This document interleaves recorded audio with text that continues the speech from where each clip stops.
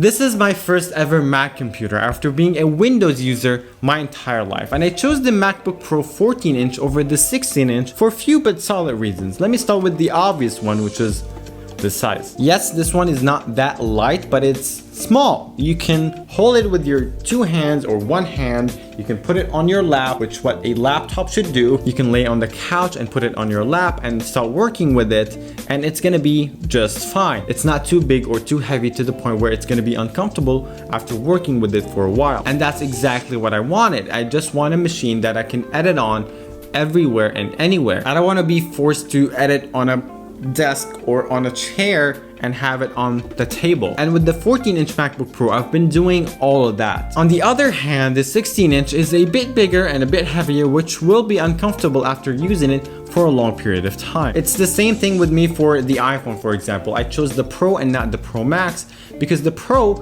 is just the right size for my hand. The Pro Max is a bit bigger and a bit heavier, which will be uncomfortable to use for a long period of time. That is the same problem with the 16-inch. If I have it on my lap, it's too big, it may fall. I don't want any of that. The internals of the 14-inch base model is not the same as the internals of the 16-inch base model. But even if they are the same, I would have chosen the 14-inch anytime. It's incredible how optimal the size is for me. The 14-inch is more than enough for me for video editing. We also have full keyboard, full speakers, and a big touchpad. And all of that in a very small form factor. If the screen is 13-inch, I would have said yes, the screen is too small for me. But 14-inch in this size is just incredible. So at the end of the day, size does matter in computers and smartphones.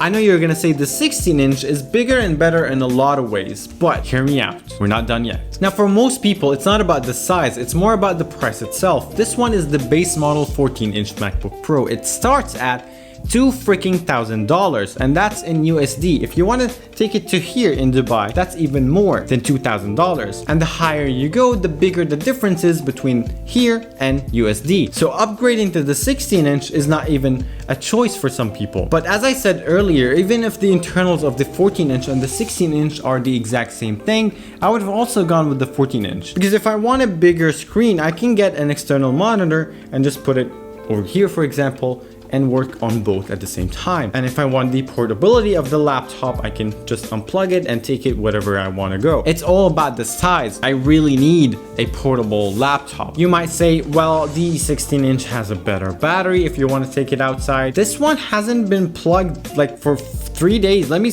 check. Right now it's at 47%. I mean, I'm editing on it, I'm working a lot of stuff on it, and I'm only plugging it at night. At the end of the day, should you go with the 14-inch or the 16-inch? That depends on you and you only. Do you really need a bigger screen and a bigger battery that you don't mind putting up with a bigger laptop?